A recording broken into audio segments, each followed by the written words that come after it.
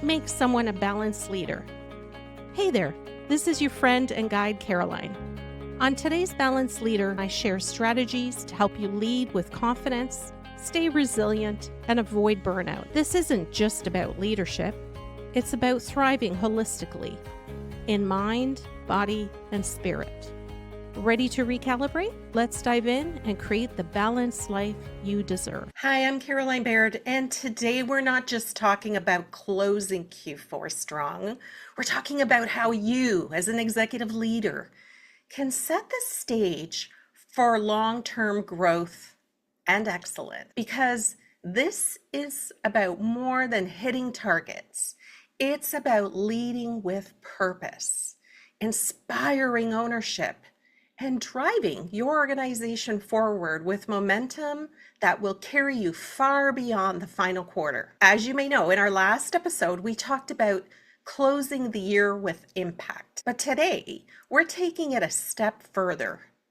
It's about leading with purpose, inspiring your team to take ownership, and building some sustainable momentum that will carry your organization well into the next year and beyond. This conversation isn't just about strategy. It's truly about leadership transformation. So if you're ready to elevate your leadership, set a strong foundation for a long-term success, and yet avoid the pitfalls of that short-term thinking that's been holding you back, then this episode is for you. But before we dive into today's episode, I want to share something with you. If you're truly ready to take your leadership to that next level, not only do I offer one-on-one private coaching that is tailored specifically to high-level executives who want clarity, confidence, and impact, whether it's refining your leadership style, maybe overcoming some limiting beliefs you have, or strategically planning for your company's future and yours. I'm here to guide you through it all. To get you started today, I highly recommend purchasing Danielle Laporte's 2025 Planner. I've had a sneak peek into this, and I can tell you, I just love the planner because it's more than just a tool. It's a mindset shift. Danielle always looks at life first, and then work in our career is part of our life. It's just a mind-blowing way to change how you plan out your year. And currently, I have a 10% discount code for you, which I get to offer, that I'll put in the show notes. But here's where it gets really exciting. When you order the planner using my code, not only will you get some incredible freebies from Danielle herself, but I'm offering a free 30-minute coaching call. You may say, yeah, I've heard about those before, but listen to what we're going to tackle.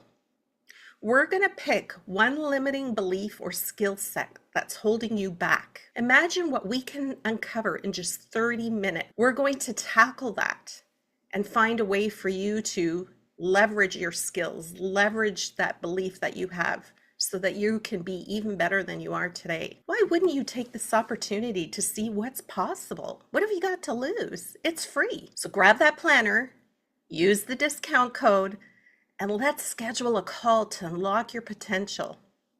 You'll find all the details in the note. Now, let's get back into diving into today's episode. Let's talk first about the bigger picture, or leadership legacy versus short-term wins, whatever you want to call it. As leaders, it's easy to fall into the trap of thinking Q4 is all about hitting the numbers. And yes, numbers matter, but what bold leaders know is that this quarter is about so much more. This is where you lay your foundation for your leadership legacy. Think about a leader that you've admired their legacy. What was it about them? So what you do in Q4 sets that stage for short and long-term success, well beyond this quarter, even next year. And I talked a lot about that in my last episode. So for more, go back and listen to it first. In the meantime, think of it like a chess game. You're not just moving pieces on the board for a quick win. You're thinking several moves ahead, setting up the game winning strategy. And that will define your leadership for years to come. Let me give you an example. I'm going to talk about Apple's long-term strategy. So let's talk a little bit about Apple.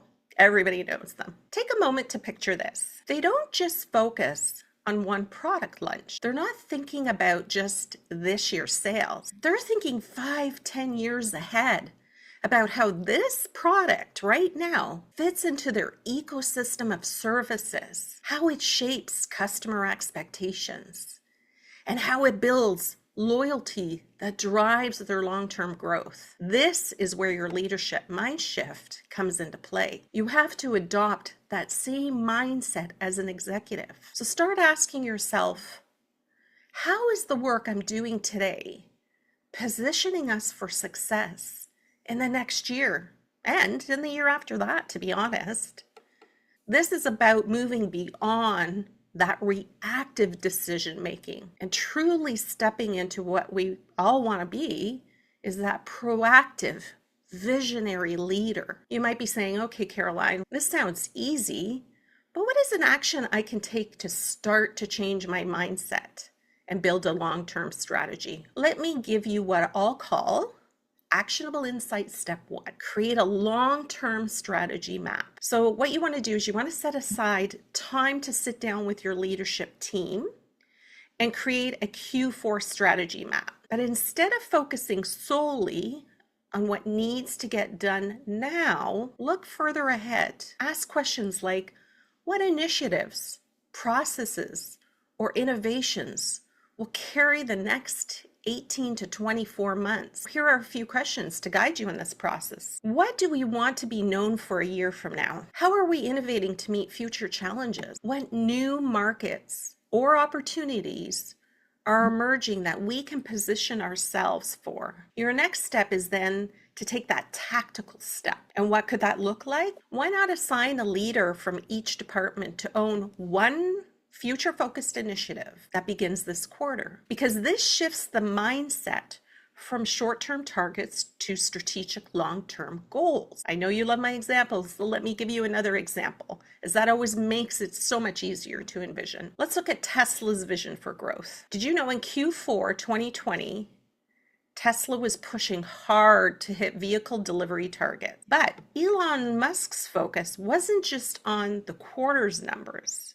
It was on building the production capacity and infrastructure that would set the stage for Tesla's long-term dominance in the electric vehicle market. This is what bold leadership looks like. Setting up for future wins, not just current successes. Make sense to everybody? So once you've looked at the bigger vision, the next step that I'm going to guide you on is empowering your team. And really, when I talk about empowering your team, I talk about ownership and accountability. So let's start by talking first about ownership for a moment.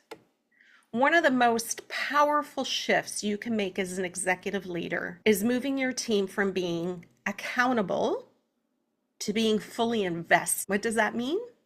They see themselves as owners, not just employees. When your teams feel that their success is directly tied to the company's success, they bring a different level of passion and commitment.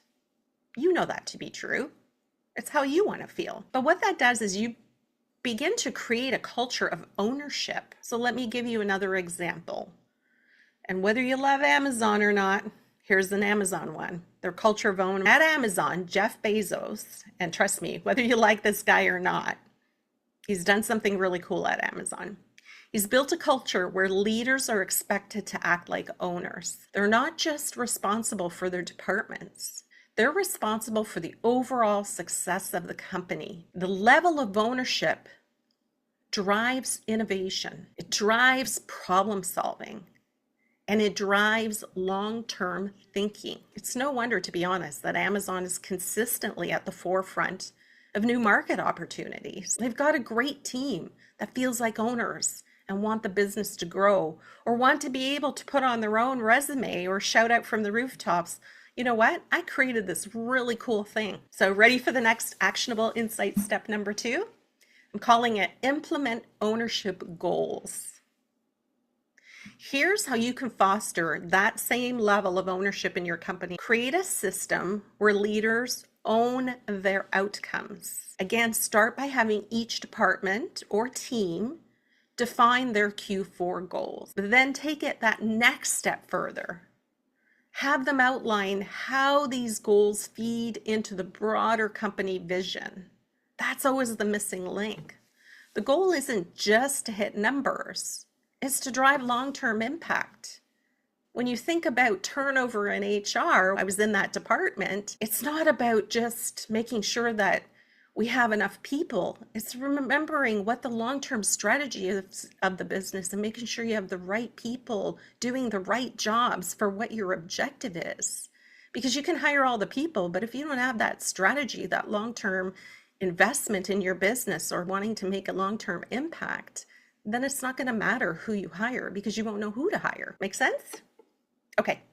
So let's now look at the tactical step that you should take. Here again, have your department heads create what I call a vision ownership plan.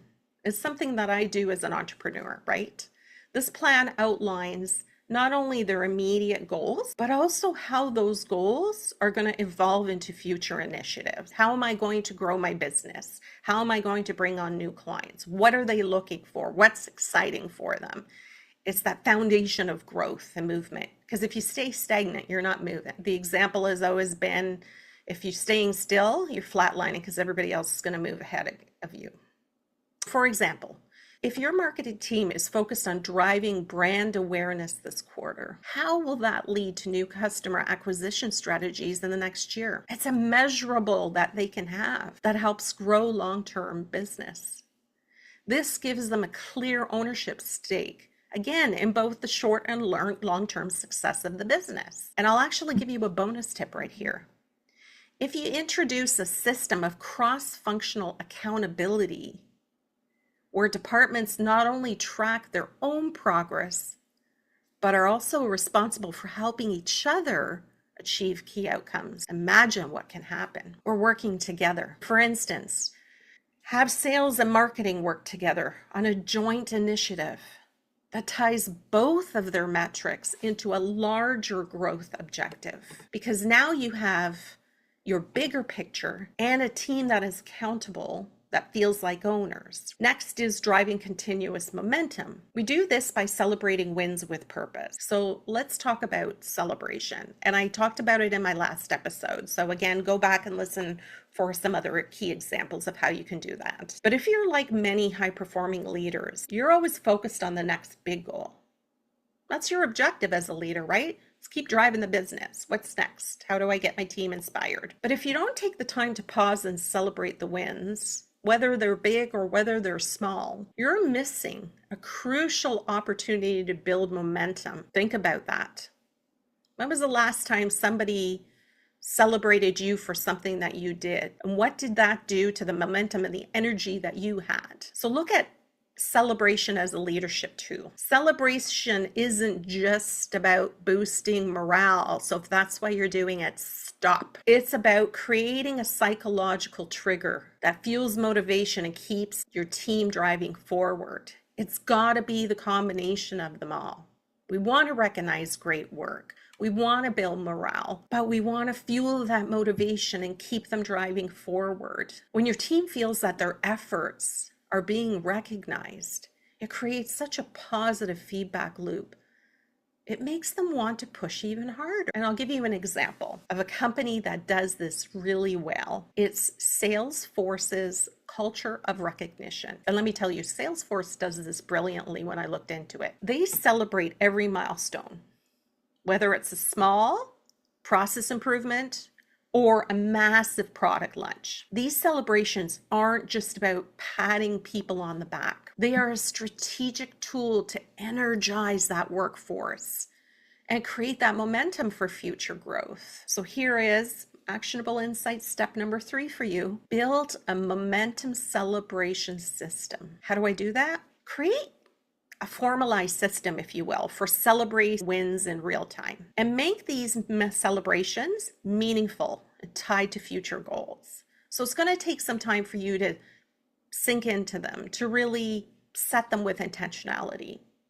So, for example, if your sales team hits a key revenue milestone, don't just say great job. Tie that achievement to the company's long-term strategy by saying something by this revenue boost positions us perfectly to launch our new product line next year. What a difference, as opposed to great job. Again, put some intentionality into it. And here's how you start via a tactical step. Maybe hold weekly micro celebrations, let's call them, where each team gets to share their progress and highlight small wins. P.S. bonus tip, you can use this for performance reviews. This keeps the energy high and reminds everyone that their work is moving the needle. But don't stop there. At the end of each celebration, please clearly connect it to the larger company goals and articulate how this win contributes to future growth. Okay, so we've got our bigger vision, our team culture is around accountability, and we're celebrating with intentionality. Feeling pretty good. What's next?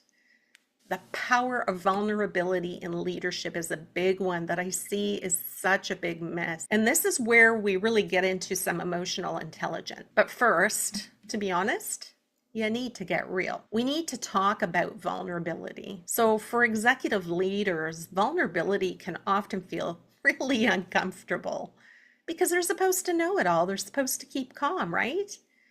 But here's the truth. Vulnerability is one of the most powerful tools that we have as executive leaders. It builds trust, it fosters innovation, and it creates a culture where people feel safe to come to you, to share, to take risks, to be innovative. Don't think it's something as an executive you should do. Let me provide an exemplary example. Have you heard about Satya Nadella's vulnerability at Microsoft?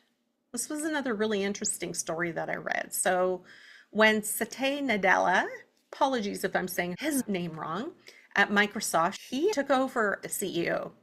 The company was really struggling to keep up in the tech race. So instead of coming in with bravado and pretending to have all the answers, he embraced vulnerability. He openly admitted that Microsoft needed to change and that he didn't have all the solutions. This vulnerability gave his team permission to experiment, to innovate, and to ultimately help turn Microsoft into the cloud computing leader it is today. His vulnerability drove that. People felt safe. They wanted to support him.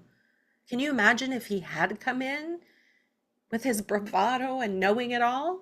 What a different story where Microsoft would be today. I've always believed that we are only as strong as the team we have below us. And so when we embrace each other, when we support each other, when we remember that we're human and work together, man, we can accomplish so many great things. Okay, so ready to take action and be vulnerable, but don't know where to start? Many people struggle with this. Let me give you an actionable insight. Step number 4, modeling vulnerability to create trust. One of the boldest things you can do as a leader is to model vulnerability. So in your next team meeting, share a challenge you're facing. Be open about the fact that you don't have all the answers, and invite your team to collaborate on finding solutions. And don't shut any of them down. Just invite them, brainstorm, because this is going to create an environment where people feel empowered to step up and offer new ideas without fear of failure. And trust me, if this isn't something you've done in the past, keep doing it, because they're not going to be used to it. They're not going to be used to you changing your style. But then as you keep doing it, monitor the change in your team. It's super powerful. All right, ready for your tactical step? Challenge you to host a leadership vulnerability forum where your senior team can discuss the biggest challenges they're facing this quarter together. This isn't about complaining and whining. It's about creating a safe space for problem solving and innovation. Vulnerability breeds creativity, and you'll be amazed at the solutions that come from a culture of openness. Maybe even take it off site so that you can create that blank slate for all of you to be creative and work together. Don't exclude anybody. If you've got a particular department that's not doing well, maybe invite the other departments. This is where we get to work together and support each other. Hey, have you ever thought of this? Finally, we have to talk about something that we all encounter at various times throughout the year: avoiding burnout while maximizing performance. Because let's be honest, Q4, the pressure is on. I know it is for me as an entrepreneur. And if you're not careful, you and your team can hit a wall before you reach that finish line. But remember, bold leadership isn't just about pushing harder. It's about knowing when to pull back and give your team the space to recharge and refocus. My coach, yes, even I have a coach, calls it slowing down to speed up. Let me give you an example from Patagonia's commitment to work-life balance. Have you heard of them? This is really cool. Patagonia is a brand well known for its environmental activism and is equally known for fostering a work culture that prioritizes the well-being of its employees. The company's "Let My People Go Surfing" culture encourages employees to take breaks for personal activities, even in the middle of the workday, because they know that rested, energized employees are more productive and creative. For anybody who's ever dealt with me when I was in the HR space, now you know why I told you to take your breaks and make sure you took your lunch, because you need the rest. You come back more energized, you're more productive, you're more creative. This is the kind of bold leadership move that truly recognizes the importance of sustainable performance. And as executives, we need to rethink that burnout is a price for success. It's not. Let me repeat that. Burnout is not a price for success. Trust me, I learned the hard way after COVID. Burnout destroys not just short-term productivity, but long-term innovation and growth. Because it's hard to bounce back from. It takes forever. You become like a robot instead of an inspiring strategic leader. I know I felt horrible when I burnt out. I didn't feel like that inspiring strategic leader. I felt like I was letting my team and my colleagues down. Now I understand. And leaders who understand this will create teams that perform at their peak, not by working harder, but by working smarter. And I know that's easier said than done, but here's where I'm going to give you actionable insights. Step number 5, prioritize strategic rest. Really want you to think about this and how you can make this one work. So think about it. In Q4, your team is under intense pressure to deliver. But here's the key. They'll deliver more effectively if you give them space to recharge. So build in strategic rest periods. This could be as simple as, I'm going to call them recharge days, where you and your team or the company or whoever pauses for a day to allow teams to regroup, refocus, or even implement flexible working hours for certain teams to avoid burnout. But use this day as an opportunity for your team to reset and encourage activities that promote mental health, such as mindfulness sessions or light team building exercises. Reach out to me. It's something I do and something I'm happy to share with you so that you can manage your own. Not only will this boost performance in the short term, but it also sets up your team for sustainable success as you move into the next year. Because you don't want to take just January to try and regroup, because that's a new year and you're starting to rethink about what you got to do all over again. Trust me, they are super productive when you've done this, and you'll notice that momentum continue after that day. So let me share an example of how this works so you buy into it, okay? I need you to buy into this.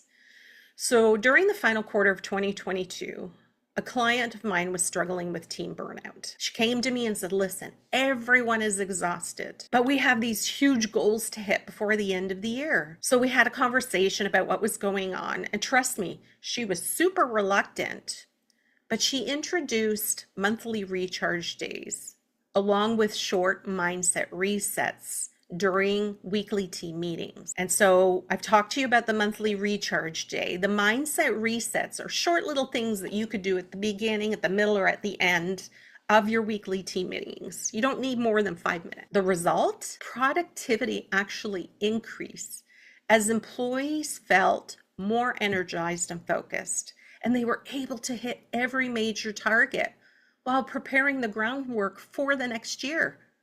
Think about it, not just hitting their target, but preparing for the following year. Who does not want that? Sometimes we have to try something different to see what works and doesn't work. And we can all say, but what if this just means work doesn't get done? What if my boss doesn't like this idea?